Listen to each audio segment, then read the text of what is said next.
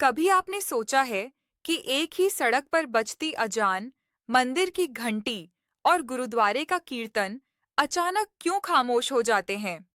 शोर की जगह सन्नाटा कैसे भर जाता है? और सन्नाटे में डर की सरसराहट क्यों सुनाई देती है?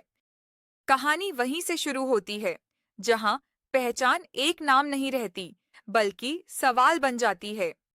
एक बुजुर्ग सिख दुकानदार, जिसकी दाढ़ी में सफेदी समय से पहले उतर आई, हर शाम दुकान बंद करते वक्त ताले को ऐसे घुमाता है जैसे किसी अनकहे डर को बंद कर रहा हो।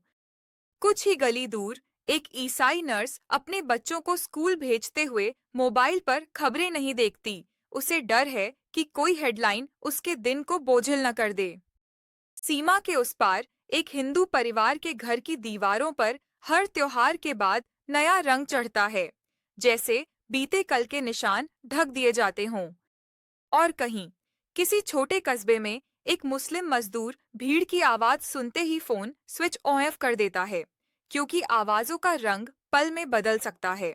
भारत और पाकिस्तान, दो मुल्क, एक साझा इतिहास और अनगिनत कहानियां। यहाँ अल्पसंख्यक होना सिर्फ आंकड़ा नहीं, रोजमर्रा का अनुभव है। यह अनुभव कभी धीमे कदमों से आता है, कभी तेज शोर के साथ, कभी कानून की किताबों में, कभी गली के मोड़ पर खड़ी भीड़ में। इतिहास हमें बताता है कि बंटवारे के बाद दोनों देशों ने अपने अपने रास्ते चुने।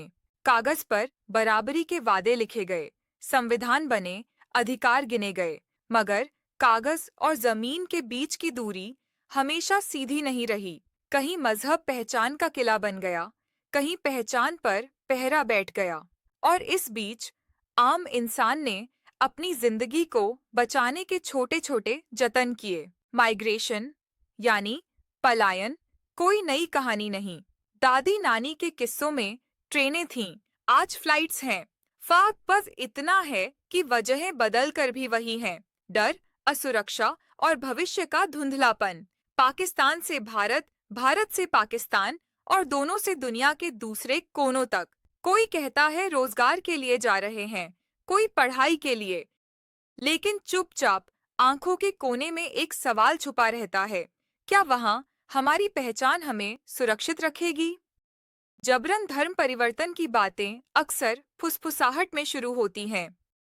किसी गांव में एक लड़की अचानक नई पहचान के साथ सामने आती है। किसी शहर में एक लड़का अपने पुराने नाम को याद करते हुए चुप रहता है। हर कहानी सच नहीं होती, हर सच पूरी तरह सामने भी नहीं आता, लेकिन इन फुसफुसाहटों का असर तेज होता है। परिवारों में डर बैठता है, मोहल्लों में शक पनपता है, और भरोसे की दीवारों में दरारें पड़ती हैं। भीड़ की हिंसा, जिसे हम मॉब वायलेंस कहते हैं, एक पल में जन्म लेती है। एक अफवाह, एक वीडियो, एक अधूरा सच, फिर लोग नहीं, चेहरे नहीं, इंसान नहीं, बस समूह रह जाता है। समूह जो खुद को सही मानता है और सामने वाले को गलत। यहाँ हास्य भी कभी कड़वा हो जाता है।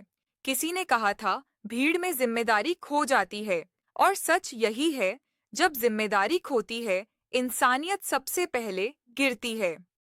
भारत में गौ रक्षा के नाम पर हुई घटनाएं हों या पाकिस्तान में मजहबी आरोपों पर भड़की हिंसा, पैटर्न एक सा दिखता है। कानून मौजूद है, मगर पहुंच हमेशा नहीं। न्याय की प्रक्रिया लंबी है, और पीड़ित का सब्र छोटा पड़ जाता है। कुछ मामलों में सजा मिलती है तो उम्मीद जागती है, कुछ में नहीं मिलती तो डर गहरा हो जाता है। मीडिया, जो सवाल पूछने के लिए जाना जाता है, कई बार खुद सवालों में घिर जाता है। भारत और पाकिस्तान, दोनों जगह पत्रकारों पर दबाव की कहानियां सुनाई देती हैं। कभी लाइसेंस का डर, कभी मुकदमे का, कभी विज्ञापन का। सच को चुनना साहस मांगता है, और साहस की कीमत अक्सर अकेलापन होती है। फिर भी कुछ आवाजें हैं जो थमती नहीं।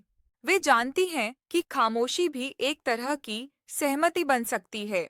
अंतर्राष्ट्रीय मंचों पर ये मुद्दे उठते हैं, रिपोर्ट्स आती हैं, बयान दिए जाते हैं, बहस होती है, सरकारें जवाब देती हैं, कुछ मानती हैं, कुछ नकारती हैं।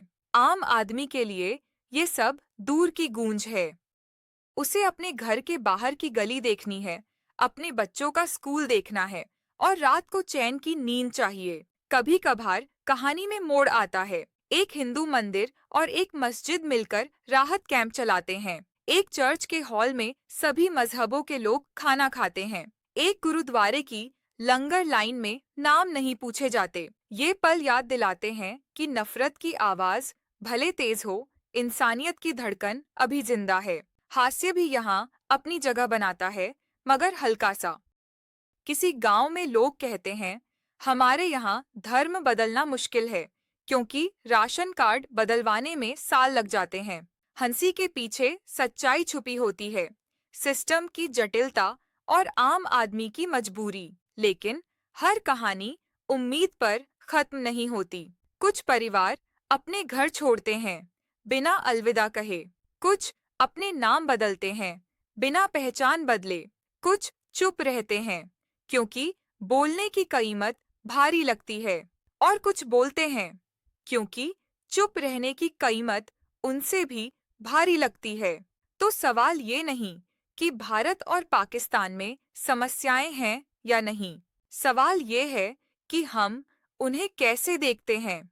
क्या हम उन्हें आंकड़ों में सीमित रखते हैं या इंसानी चेहरों में पढ़ते हैं? क्या हम बहस को हथियार बनाते हैं या समझ को पुल? कहानी अभी खत्म नहीं हुई है। यह हर सुबह फिर शुरू होती है, अखबार की स्याही में, मोबाइल की स्क्रीन पर और गली के नुक्कड़ पर।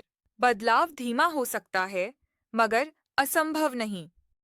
जब कानून मजबूत होता है, जब मीडिया आजाद सांस लेता है, जब समाज खुद को आईना दिखाने का हौसला करता है, तब सन्नाटा फिर से संगीत बन सकता है। और शायद किसी शाम वही बुजुर्ग दुकानदार ताला लगाते वक्त मुस्कुरा दे, वही नर्स खबरें देखे और चैन से बच्चों को गुड नाइट कहे, वही परिवार दीवारों पर रंग नहीं तस्वीरें टांगे, और वही मजदूर आवाज सुनकर फोन ऑफ नहीं ऑन सा करे। अगर आपको यह जानकारी उपयोगी लगे, तो कृपया इस वीडियो को लाइक करें, सब्सक्राइब करें और अपने दोस्तों व परिवार के साथ साझा करें।